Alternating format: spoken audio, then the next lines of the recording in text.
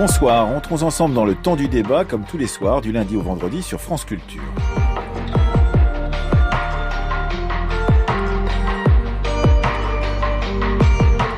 À l'ordre du jour ce soir, retraite, la réforme donne-t-elle du sens au travail ? Avec notre partenaire Lacroix et Béatrice Bougnol du service France de ce journal, nous allons ce soir nous demander ce que le débat et les manifestations autour de la réforme des retraites nous disent des relations que nous établissons entre notre temps de travail et notre temps futur de retraite. Nous en parlons ce soir avec Arnaud Mias, il est professeur de sociologie à l'université Paris-Dauphine, spécialiste du travail, avec Isabelle Labattu, elle est secrétaire nationale CGT du ministère du Travail, qui syndique principalement des inspecteurs du travail, avec Jacques Maire.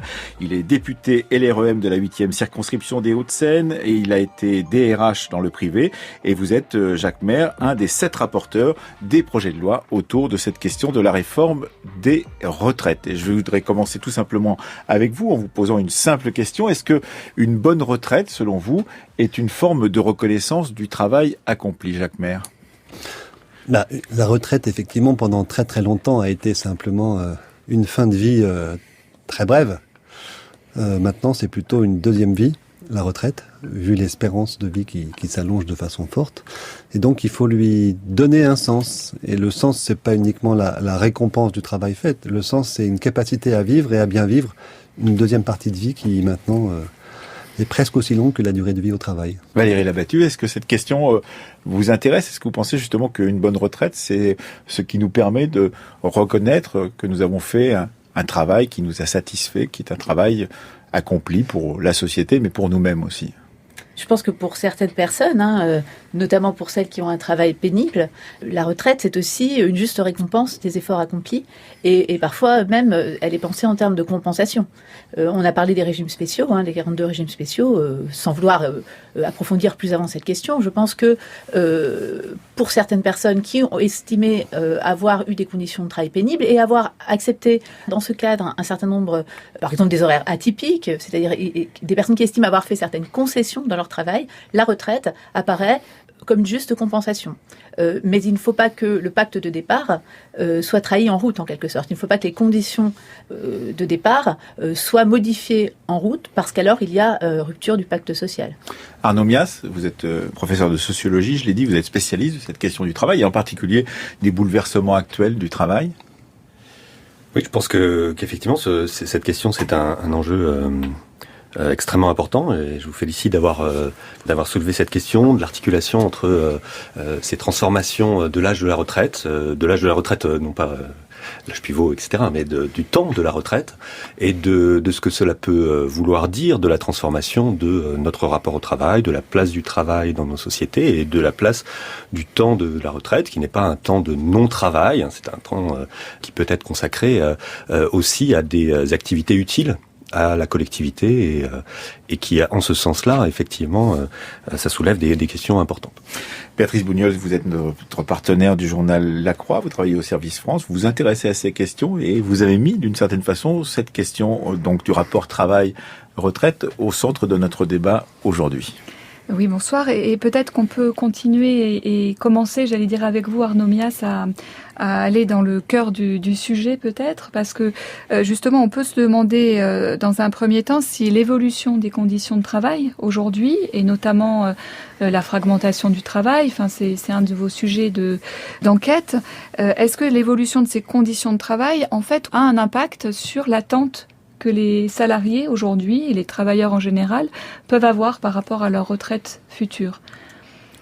Oui, je pense que cette question de l'allongement de la durée de vie active vers laquelle on chemine, cette question soulève aussi la question du point de vue du travail, de sa soutenabilité, c'est-à-dire de la capacité aussi à tenir dans la durée une telle vie active.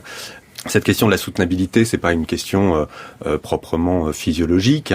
C'est pas poser la question de est-ce qu'on peut travailler tant d'années. C'est plutôt se poser la question aussi de justement de ce que les organisations du travail proposent comme activité de travail, comme conditions de travail, et donc du coup s'interroger sur l'ensemble de la vie active, tout au long de la vie, Est-ce que le travail est-il soutenable, en particulier dans les dernières années de vie active? Cet allongement de la durée de vie active, il n'est pas un phénomène récent, c'est pas quelque chose qui est devant nous, c'est déjà entamé, c'est un mouvement qui est déjà entamé depuis pas mal d'années, et on voit que les évolutions sont encore un peu compliquées de ce point de vue-là. C'est-à-dire que la capacité à tenir au-delà de 60 ans, au-delà de 62 ans, jusqu'à 64 ans, voire plus, cette capacité, elle n'est pas aujourd'hui là pour tous, et ça soulève donc tout un ensemble de problèmes. Vous avez, Jacques Maire, eu différentes fonctions dans votre carrière. Vous avez été dans le privé, vous avez été dans le public, vous avez travaillé dans des cabinets ministériels, vous avez également été DRH dans certaines entreprises. Et dans votre rôle de DRH, est-ce que vous avez vu, lorsque vous étiez donc dans ce rôle-là, disons, cette question de la soutenabilité, comme vient de le dire Arnaud Mias, du travail, de la durée du travail, se présenter auprès des salariés qui étaient dans votre entreprise? Est-ce que vous avez vu aussi que cette question de l'incertitude grandissante, de savoir si on ne sait pas comment se construit votre propre travail dans le temps, comment aussi cette retraite va se dessiner pour vous, est-ce que ça a conduit, disons, à une sorte d'angoisse supplémentaire de ceux qui travaillaient, selon vous? C'est un sujet qui est en fait assez clivant par rapport à l'âge où on le traite. C'est-à-dire, quand on rentre dans l'entreprise, en général, la question de la retraite n'existe pas. Alors, c'est vrai qu'il y a des entreprises, et là, je rejoins ce que disait Madame Labattu, c'est-à-dire que des entreprises dans lesquelles les métiers sont pas attractifs. Regardez aujourd'hui des métiers, par exemple les régimes spéciaux, on parlait tout à l'heure de, par exemple, le train ou ce genre de choses. C'est suffisamment peu attractif pour ne pas être attractif, même quand la retraite, globalement, est dérogatoire par rapport au droit public.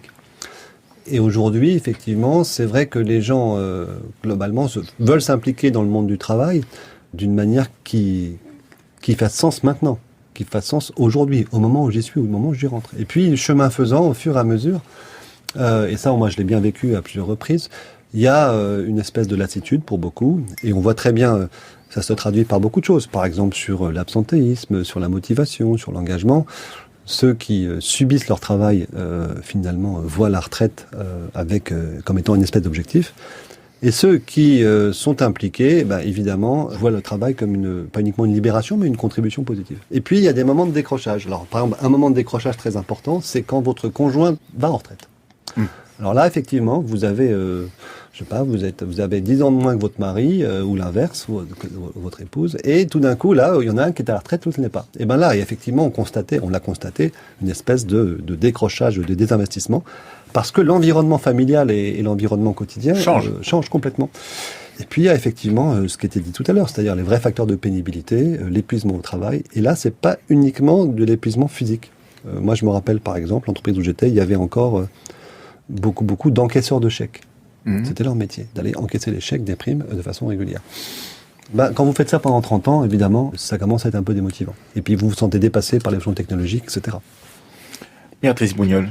Effectivement, il y a toutes ces questions que vous venez de soulever, Jacques Maire, mais justement, ça nous permet, je crois, d'aborder autre chose. Il y a pas mal d'enquêtes qui soulignent l'attachement des Français au travail et qui soulignent notamment que, par exemple, en Europe, les Français sont plus attachés globalement au travail que peuvent l'être les Britanniques, par exemple. Et comme valeur, comme source d'épanouissement finalement. Et cet attachement au travail, il a notamment deux formes, on va dire. C'est-à-dire qu'ils sont particulièrement attachés par la satisfaction du travail bien fait. Et puis aussi, il y a un attachement au travail collectif. On sait aujourd'hui que ces deux choses-là, la satisfaction du travail bien fait et la coopération dans les entreprises, ce sont justement ces deux choses qui souvent font défaut. Notamment, alors on en parlera sans doute, mais avec des formes de management dont on sait qu'elles ont mis à mal quand même en partie ces deux ressorts de l'attachement au travail, qui malgré tout demeurent donc. Et je voulais savoir ce que vous en pensiez, Valérie Labattu, c'est-à-dire est-ce que c'est ça aussi l'expérience du travail, c'est-à-dire non seulement la pénibilité comme vous l'avez rappelé pour certains travails, non seulement des moments où on peut être désinvesti d'une manière ou d'une autre, par la répétitivité par exemple d'une tâche, mais aussi le fait que finalement, on n'arrive plus à être satisfait de son travail parce qu'on est pris dans une organisation du travail qui ne le permet simplement plus. Valérie Labattu. Alors effectivement, loin s'en faut que tous les salariés se plaignent de leur travail. Il ne faut pas caricaturer les choses, même si j'aimerais dire après un mot quand même de la question de la pénibilité et de l'usure professionnelle au travail. Alors par rapport à votre question, effectivement, je pense que les gens qui travaillent ont envie de pouvoir faire du bon travail, du travail collectif. Ils ont une éthique professionnelle. Et il est vrai que les réorganisations qui touchent beaucoup d'entreprises du privé, qui somme toute se réorganisent en permanence. C'est-à-dire les salariés se retrouvent en permanence dans des environnements instables auxquels ils doivent s'adapter perpétuellement. C'est ce que la sociologue Danielle Linhart appelle la dictature du changement perpétuel et auquel les salariés échouent nécessairement à s'adapter. Si bien que ces personnes sont mises en situation d'échec. Quand je parle de changement, je parle de choses très concrètes. Ça va être des fusions, des absorptions, des mutualisations, également l'introduction de nouveaux logiciels, de nouvelles technologies. Et c'est vrai que ça désarçonne, ça sidère même certains salariés que nous, les inspecteurs du travail, nous retrouvons dans nos permanences littéralement détruits, il faut quand même dire ce qui est, et incapables de continuer à travailler. Là, bien évidemment, j'aborde en filigrane la problématique de la souffrance au travail et des risques psychosociaux qui ont connu une inflation importante ces 10 dernières années. Arnaud Mias, sur cette question, justement. Oui, il est très juste de souligner le fait que pour les Français, en particulier par rapport à tous les pays d'Europe du Nord, le travail occupe une place très importante dans leur vie. Ils sont plus nombreux à le dire que dans d'autres pays, mais en même temps, ils sont aussi plus nombreux qu'ailleurs à dire qu'ils aimeraient que le travail occupe une place moindre, que ça occupe une place moindre, ce qui soulève aussi des problématiques qui se posent aussi, qui ont été évoquées tout à l'heure, d'articulation ou de conciliation entre vie professionnelle, vie personnelle, qui peuvent se formuler effectivement comme ça a été énoncé tout à l'heure, c'est-à-dire le conjoint qui part à la retraite et comment du coup on fait face à cela, mais c'est aussi une charge familiale aussi plus importante quand on est à la retraite, si on a des petits-enfants, etc. Une envie aussi d'aller vers d'autres activités, de pouvoir ménager cette articulation, ça me semble important. Peut-être autre chose sur la centralité du travail, c'est aussi de souligner quand même, d'essayer d'avoir, mais ça a été dit aussi, c'est-à-dire d'essayer d'avoir un discours qui ne soit pas trop généralisant là-dessus. Qu'il y a une grande diversité dont il faut tenir compte et que cet attachement au travail, ce sens du travail plus affirmé est plus affirmé dans certaines catégories socio-professionnelles, du côté des jeunes et également du côté des femmes. C'est aussi quelque chose qui est plus souvent exprimé de ce côté-là. Jacques Maire, en tant que député, est-ce que en préparant justement ces lois, puisque je rappelle que vous êtes un des 7 rapporteurs de ces projets de loi sur les retraites, notamment sur la pénibilité. Et sur la pénibilité, on y reviendra tout à l'heure avec Valérie Labattu, mais est-ce que, en préparant cette question, vous avez réfléchi à cette importance du travail dans la vie des gens? C'est-à-dire, est-ce que on a pour objectif juste de régler un problème qui est de se dire comment et quand partons en retraite, mais est-ce que vous faites le lien justement avec ce qui est au cœur de notre discussion aujourd'hui, c'est-à-dire l'attachement au travail, la volonté de faire du travail bien fait, la question de travailler en collectif et pas d'être émietté sur le marché du travail, etc., etc. Alors ça, c'est un énorme sujet. Donc, il y a beaucoup de façons de l'appréhender, effectivement. Est-ce que ce projet porte une vision de la valeur travail? Je pense que constat qu'on fait quand même, le point de départ, c'est que l'attachement au travail est fort, mais il est plus remis en question par la génération Y, etc. Et qu'on voit aujourd'hui une forme de distance où on met carrément en condition, finalement, son adhésion au travail. Bon, effectivement, quelquefois, c'est simplement le travail, ou le monde du travail n'est pas fait pour moi, je ne suis pas intégrable. Et donc, je préfère être auto-entrepreneur, par exemple, que d'aller voir des DRH parce qu'ils me recevront pas. Donc, génération Y, on les cale dans quelle tranche d'âge, par exemple? C'est entre quoi? Entre 25 et 35 ans? Ça fait que monter. En réalité, ce dispositif-là fait que monter. C'est-à-dire que la distance des jeunes au travail, ou leur niveau d'exigence vis-à-vis du travail ne fait que monter, ou alors la distance s'accroît. C'est-à-dire, soit effectivement, je sens que je suis intégrable et j'ai des exigences de sens qui sont très fortes, et je mets sous pression mon environnement d'une manière directe ou indirecte, soit effectivement je pense que ce monde n'est pas fait pour moi, on m'a pas donné toutes les clés, je me sens un petit peu victimisé, je suis un peu en retrait, et donc j'essaie de me débrouiller. Alors soit effectivement par les auto-entrepreneurs, les petits boulots, ou la précarité, ou l'assistante sociale, etc. Et ça, c'est vrai que c'est quelque chose qui est un peu contre cette espèce d'histoire française dans laquelle il y avait il y a encore cette valorisation du travail. Moi, j'ai un souvenir qui m'a beaucoup frappé. un syndicaliste de chez Michelin, pour ne pas le citer, qui effectivement était l'entreprise la plus dure en termes industriels, avec les gens qui meurent parce qu'il y a du black carbone dans les poumons. Et ce syndicaliste qui disait « Je ne supporte pas qu'on dise que mon boulot est un sale boulot dégoûtant. C'est mon boulot, c'est notre boulot. On est digne en faisant ce boulot. » Donc, quel que soit le boulot et sa pénibilité... La question de la dignité, c'était important. Voilà, c'est absolument fondamental. Donc nous, là-dessus, c'est vrai qu'on a quand même un objectif qui est de faire en sorte que la valeur travail soit valorisée, y compris par la retraite. Très concrètement, ça veut dire par exemple qu'aujourd'hui, un jeune qui travaille, qui est stagiaire, qui a un petit boulot, CDD, CDI, il ne sait jamais s'il aura par exemple le bon nombre d'heures de cotisation, etc. Et là, l'idée toute simple est de dire, eh ben mon gars, à chaque fois que tu gagnes 10 € en salaire, eh ben tu as des points et ces points vont être vus. C'est-à-dire essayer de donner confiance et essayer de dire oui, se prendre en charge, s'impliquer dans le monde du travail, y compris au début par des sujets un petit peu difficiles avec des CDI, des stages, etc.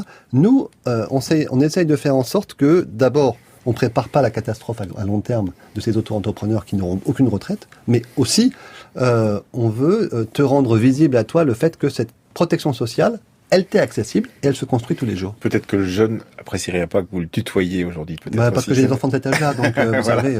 Donc je vous le dis parce que ça fait partie effectivement des questions effectivement du respect entre plus âgés et plus jeunes dans la société, et certains effectivement se prennent un petit peu ces questions-là en pleine face. Béatrice Bougnol. Arnaud Mias, peut-être sur cette question du rapport des jeunes au travail, est-ce que dans les enquêtes que vous avez menées ou simplement que vous connaissez, il y a des choses qui convergent avec ce que vient de dire Jacques Maire? Oui, je souscris, on va dire partiellement, à cette lecture, au sens où, il faudrait pas entendre par là que il y a un choix d'une indépendance qui est très contrainte. Enfin, on ne choisit pas, ils font pas le choix d'aller vers le micro-entrepreneuriat. Je pense pas que ce soit ce que vous avez voulu dire, mais justement, c'est subi, et ça pose aussi des questions autant à l'entrée dans la vie active qu'à la sortie aussi. C'est-à-dire que en allongeant la durée de vie active pour les 55-64 ans, qu'est-ce qu'on leur propose comme type d'emploi? C'est-à-dire c'est aussi, on a vu progresser ces dernières années les CDD à ces âges-là, on a vu progresser aussi l'inactivité, c'est-à-dire le report des inactifs non retraités de plus de 60 ans qui, du coup, se reportent plutôt vers les minima sociaux, vers d'autres soutiens financiers de la collectivité, quoi. Valérie Labattu sur ces questions. Oui, vous parliez, monsieur Maire, de dignité au travail. Mais la dignité au travail, c'est aussi d'avoir de bonnes conditions de travail. C'est ne pas perdre sa vie au travail et à la gagner. C'est exactement ce que j'allais dire. Or, ce n'est pas nécessairement ce qui se passe dans le monde de l'entreprise. Aujourd'hui, le projet de retraite, sans vouloir, puisqu'on parle quand même du lien entre travail et retraite, postule que pour équilibrer les comptes sociaux, il faut allonger la durée de la vie active. La question que je pose est assez simple. C'est est-ce que cette équation est si évidente? C'est-à-dire, est-ce qu'on peut vraiment continuer à travailler plus longtemps, alors que, on le sait, le taux d'inactivité des seniors au moment de la liquidation de leurs droits à pension est de plus de 50%, et que nombre de salariés, et c'est là où je veux en dire un mot de la question de la pénibilité et au sens large de l'usure professionnelle, ne peuvent plus travailler bien avant l'âge de la retraite.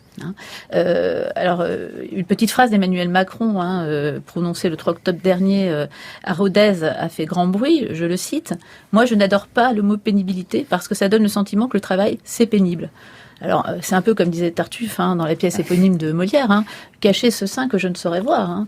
Mais c'est pas parce qu'on supprime un mot qu'on supprime la réalité qu'il recouvre. Et ça, les personnes qui sont concernées par des travaux pénibles ne s'y trompent pas. Quelques chiffres. Chaque année, 130 000 salariés sont licenciés pour inaptitude professionnelle. Parmi ces salariés, 62% le sont pour inaptitude. J'ai dit pardon, excusez-moi. 130 000 sont licenciés pour inaptitude, et parmi ces 130 000, 62% le sont pour inaptitude d'origine professionnelle, soit un accident du travail, soit une maladie professionnelle. Nous, les inspecteurs du travail, on sait ce que ça veut dire l'inaptitude dans une entreprise. La plupart du temps, ça signifie qu'on sort de l'entreprise avec très peu de chances de retrouver un emploi. C'est pour ainsi dire la double peine pour ces salariés-là. Et je voudrais dire, avant de conclure sur ce point, quand même un mot important, puisqu'on ne peut pas parler du travail et de la retraite sans évoquer la situation des travailleurs qui n'arriveront jamais à l'âge de la retraite. Parce qu'ils seront morts avant, morts de maladies professionnelles, morts d'accidents du travail. On a beaucoup parlé des égoutiers de la ville de Paris dans les médias.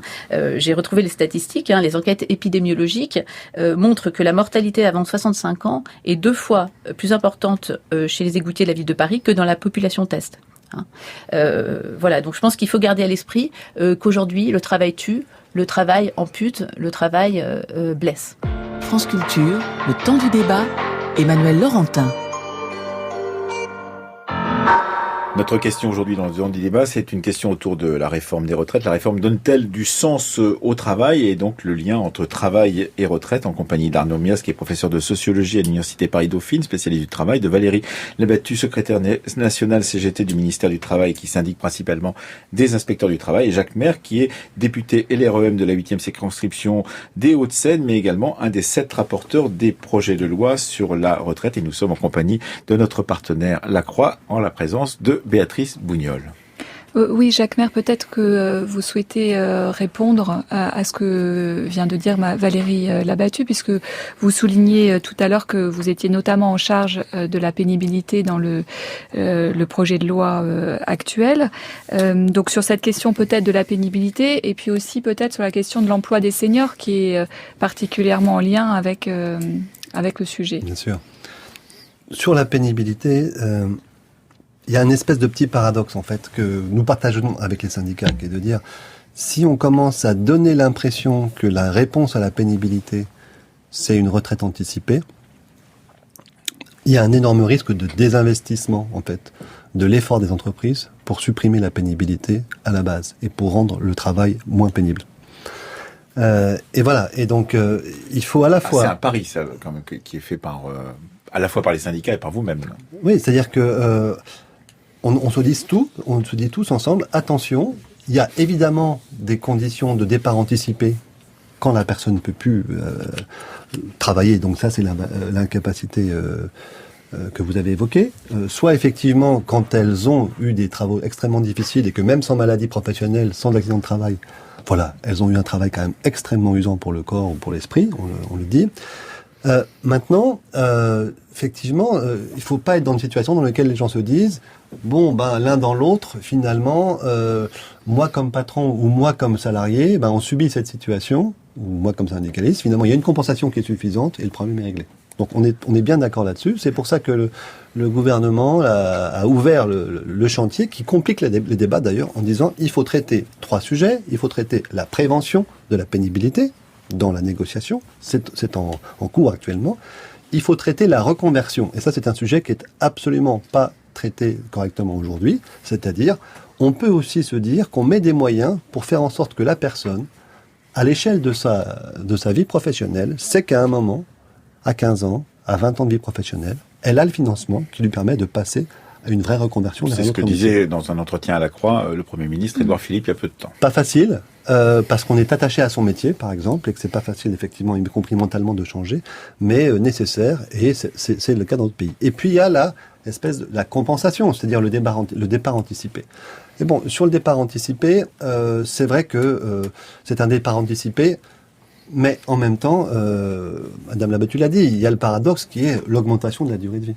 Et ce dont on se rend compte, évidemment, c'est que quand on est à un actif 1,4, puis bientôt 1,3, puis 1,2, puis 1,1 à l'échéance de la milieu du siècle pour un travailleur, un salarié, effectivement, il est impossible de faire se confronter les générations les unes par rapport aux autres, à savoir, moi, je pars plus vite, plus tôt que toi, et tu cotises plus pour moi, et donc j'oppose les jeunes et les vieux. Donc évidemment, il faut aussi gérer la question de l'allongement de la durée de la vie au travail. On viendra sur la question des seniors dans un instant. Arnaud Mias. Oui, sur ce sujet-là, il faut aussi avoir en tête que On va dans cette direction de chercher à maintenir les salariés âgés en emploi depuis pas mal d'années. Il y a eu différentes lois, 2008, le compte pénibilité. Ça veut dire qu'on a moins... On a déjà... On est dans une situation où il y a une dizaine d'années, on disait il y a beaucoup de gens qui partent à 55 et qui sont quasiment licenciés à 55. On ne veut plus les employer à partir de 55 ans. C'est de moins en moins vrai, c'est ça? Non, on soulève la question de compenser la pénibilité ou d'essayer d'accompagner, de soutenir le maintien en emploi des salariés âgés, parce que ces salariés sont réputés experts, mais aussi parfois dotés de compétences qui sont obsolètes, plus suffisamment efficaces. Mais ce que je veux dire surtout, c'est que depuis bientôt 20 ans, on discute d'accompagner ce mouvement, mais ça pose de sérieuses difficultés, et c'est ce qui est évoqué. C'est-à-dire que comment faire en sorte que les entreprises mettent en œuvre on va dire une gestion des âges au travail qui soit effectivement plus active. Il y a des choses qui ont été expérimentées dont les résultats sont médiocres. Et du coup, qu'est-ce qu'on peut inventer de nouveau pour aller un peu plus loin? Parce que on peut considérer quand même que, de ce point de vue-là, on est très en retard dans l'accompagnement des salariés âgés dans leur travail. Alors, cette question des seniors qu'on a abordée tout à l'heure dans la question de Béatrice Bougnol, c'est une question vraiment importante parce que vous parlez beaucoup, Jacques Maire, de votre côté des jeunes, en disant, voilà, ces jeunes, ils ont une autre attitude par rapport au travail que les générations précédentes, mais ces seniors, ils voudraient peut-être aller un peu plus loin ou peut-être s'arrêter plus tôt. C'est une question complexe. Comment faites-vous pour justement jouer sur cette possibilité de rester plus longtemps au travail quand on le peut, alors que les entreprises voudraient vous mettre à la porte, par exemple? Qu'est-ce qu'on fait à partir de cela quand on est, disons, un député, quand on est une puissance publique qui réfléchit à cette question du rapport entre travail et retraite? Bon, la question est clairement posée à l'occasion du débat sur la retraite, même si toutes les réponses ne seront pas dans le projet de loi retraite, évidemment, parce qu'elles sont beaucoup plus larges. Bon, il y a un point déjà qui est assez clair, c'est que le taux de chômage des plus de 60 ans est faible. Mais ceux qui sont au chômage, ils restent, n'arrivent pas à revenir dans le marché du travail. Donc effectivement, la question, c'est comment éviter de sortir à cette occasion du marché du travail ou de son employeur et d'y rester. Alors, il est faible. Il est de quel niveau? 6% à peu près. Donc, il est beaucoup plus faible que la moyenne nationale. Et deuxièmement, les gens qui y sont, en général, ont tendance à y rester. Et on voit effectivement qu'il y a aussi, par exemple, un appétit assez fort pour aller, je parle pas des précaires et des gens qui subissent, je parle en général, pour aller assez loin, y compris dans le cumul emploi-retraite, par exemple. Et on a effectivement, nous, dans ces cas-là, ce qu'on a proposé, c'est de favoriser effectivement le maintien le plus possible des personnes au travail dans des conditions, je dirais, d'adaptation de la fin de carrière, avec le développement qui est prévu dans la loi de la retraite progressive, par exemple, qui permet d'avoir des transitions qui sont plus douces. Béatrice Bougnol. Est-ce qu'il y a des exemples, Arnaud Mias, en Europe qui pourraient nous inspirer justement puisque on sent bien qu'il faut qu'on trouve des mesures d'accompagnement pour que cet emploi des seniors se maintienne dans de bonnes conditions. Est-ce que, par exemple, en Finlande, je crois, il y a des mesures qui ont été prises et qui pourraient aujourd'hui inspirer le pouvoir français? Oui, effectivement, mais je pense qu'elles sont déjà connues, elles ont déjà été posées sur la table, c'est-à-dire favoriser, inciter davantage le recours à la formation. Jacques Maire parlait de reconversion, c'est aussi ça, c'est-à-dire passé 45 ans, on s'aperçoit que les salariés ont un peu moins envie de se former. Il faut dire aussi qu'on leur propose un peu moins de se former aussi, parce que finalement, on estime que ça y est, ils ont fait leur temps. Ils ont fait leur temps. En tout cas, ils sont suffisamment expérimentés. On va pas leur faire apprendre un métier nouveau à cet âge-là, etc. Donc la formation. Et puis ça, c'est quand même le regard des entreprises sur leurs propres salariés que vous le pointez là. Et puis les salariés sur eux-mêmes aussi, d'une certaine manière. Et puis la formation, et puis les conditions de travail. Ça, c'est clé. C'est au-delà de tous les travaux pénibles, effectivement, dont on peine encore à prendre en compte l'exposition à ces facteurs de pénibilité dans les entreprises. Au-delà de ces facteurs de pénibilité, c'est aussi les conditions d'un travail épanouissant dans lequel on se réalise, dans lequel on a un collectif, un collectif dans lequel on peut s'intégrer.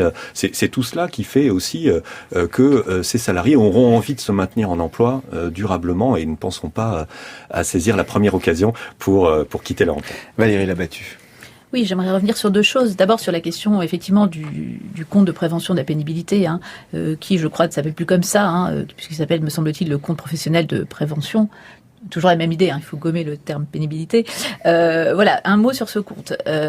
On nous dit d'un côté, oui, il faut prendre en compte la pénibilité pour permettre aux gens de partir plus tôt, ce qui, j'y reviendrai, n'est pas non plus un idéal de société. Eh bien, ce qu'on peut dire à l'heure actuelle, c'est que ce compte, ne joue déjà actuellement que très partiellement ce rôle. J'en veux pour preuve que l'étude d'impact de la loi de 2013 prévoyait que chaque année, 3,3 millions de salariés pourraient y avoir droit.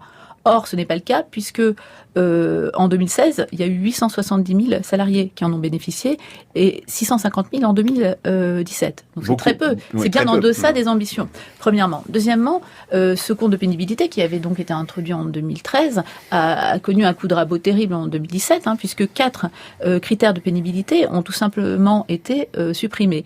J'en cite 2 et non des moindres, l'exposition aux agents chimiques dangereux et les manutentions manuelles. Une caissière ou un caissier de supermarché manutentionne presque 1 tonne de marchandises par heure. C'est pas par jour, c'est par heure.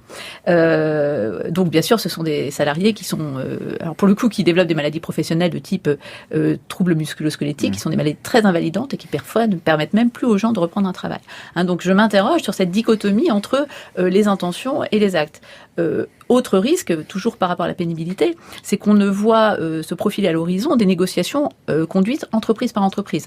J'ai lu dans le journal La Croix, justement, il y a 2 jours, l'interview du président du MEDEF qui nous disait qu'il était absolument contre toute approche globale de la pénibilité et qu'il souhaitait en réalité des négociations entreprise par entreprise, c'est-à-dire au niveau où le rapport de force sociale est le plus défavorable au détriment des garanties collectives qui s'appliqueraient à tous les salariés. Jacques Maire, sur cette question. Oui, alors Entreprise par entreprise, par branche, c'est vrai que le compte de pénibilité, le C2P aujourd'hui, il ne traite qu'une partie des risques. Et les risques que vous avez évoqués à juste titre, comme les troubles musculo-squelettiques, les ports de charge, etc., ils sont traités par le biais de l'incapacité dans le projet de loi. C'est-à-dire si effectivement vous avez, à cause de cela, quelque chose qui relève d'une maladie professionnelle ou d'un accident de travail, là vous passez à 10% et là vous partez en retraite. C'est pas très satisfaisant de mon point de vue. Et donc, vous voulez dire que le débat autour de cette question à l'Assemblée ou au Sénat, au Parlement, pourrait changer les choses? D'abord, le débat, il a lieu depuis quand même de 18 mois, 2 ans. Et on voit bien que ça s'est accéléré maintenant. Non, il a pas mal changé. C'est-à-dire qu'aujourd'hui, en ce moment même, se discute, alors pas chez nous, mais à Grognal, le fait de savoir si oui ou non on peut prendre en charge de façon différente ces 4 risques.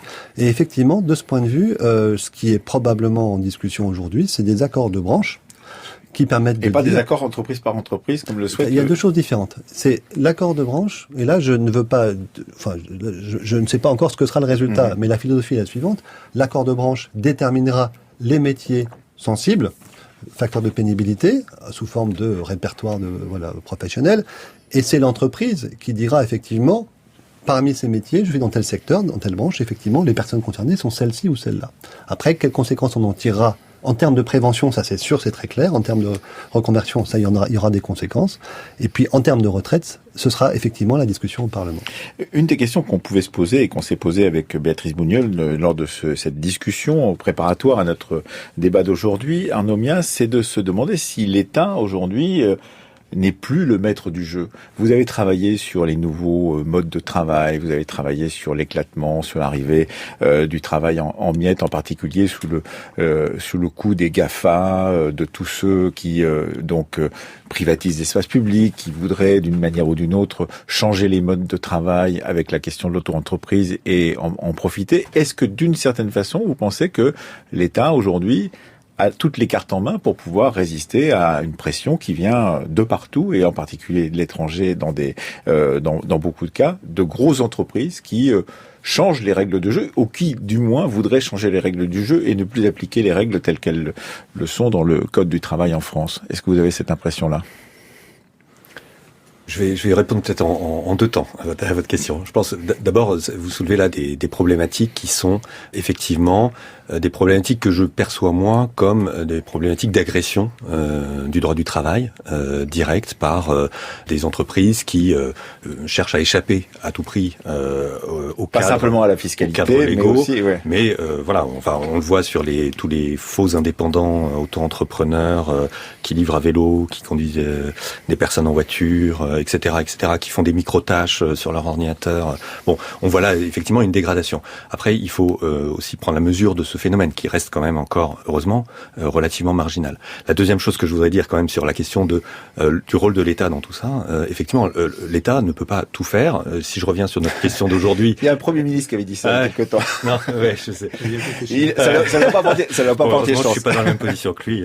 Je peux me le permettre. Non, ce que je veux dire par là, c'est que sur cette question d'accompagner cet allongement de la durée de vie active, l'État, les partenaires sociaux à l'échelle nationale peuvent jouer sur des incitations financières, des bonus, des malus, à essayer de tenir le plus longtemps possible au travail. Mais derrière, il y a aussi une responsabilité des entreprises vis-à-vis des conditions de travail qu'elles proposent, de l'organisation du travail, de la qualité du travail qu'elles proposent à leurs salariés tout au long de leur vie. Valérie Labattu, sur cette question ?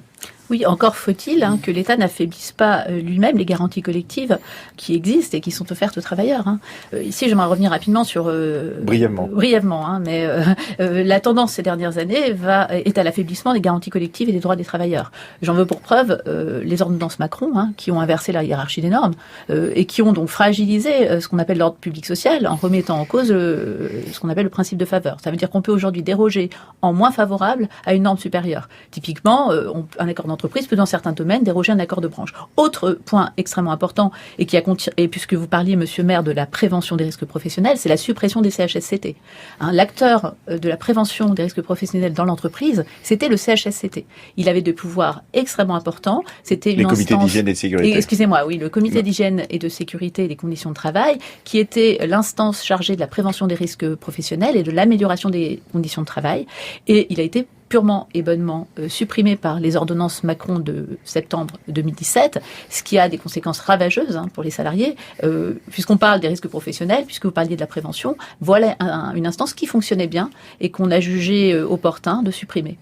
Jacques Maire, sur ces questions justement d'un État qui serait non pas attaqué de toutes parts, mais qui d'une certaine façon aurait des puissances, en particulier financières, et beaucoup de moyens qui viennent d'un peu partout. Ça peut venir d'Asie, ça peut venir d'outre-Atlantique, mais qui d'une certaine façon voudrait peut-être faire éclater ce cadre de travail, ce cadre dont on parle depuis le début de notre discussion. Vous n'avez pas de crainte, vous, en tant que député ? Je pense qu'il faut regarder quand même à ce que les moyens de l'action publique soient adaptés aux conditions, à ce qu'est l'économie d'aujourd'hui. C'est ça. Et donc, on a une vraie difficulté aujourd'hui, effectivement, c'est de se dire comment est-ce qu'on passe d'un système organisé, professionnel, où on passe toute sa vie, à un système qui est complètement éclaté. Et là, ça demande des révolutions, ça demande une grande flexibilité, une grande agilité. Et c'est vrai que, par exemple, le système de retraite universelle, il a vraiment vocation à ce que personne ne passe à travers les mailles du filet social, par exemple. Donc, ça remet en cause beaucoup de choses, évidemment, et c'est à nous de trouver des solutions pour demain. Merci à tous les trois d'être venus débattre de cette question du rapport entre travail et retraite. Merci à vous, Béatrice Bougnol, d'avoir inspiré cette émission du jour, donc en tant que partenaire de notre journal La Croix. C'était le temps du débat.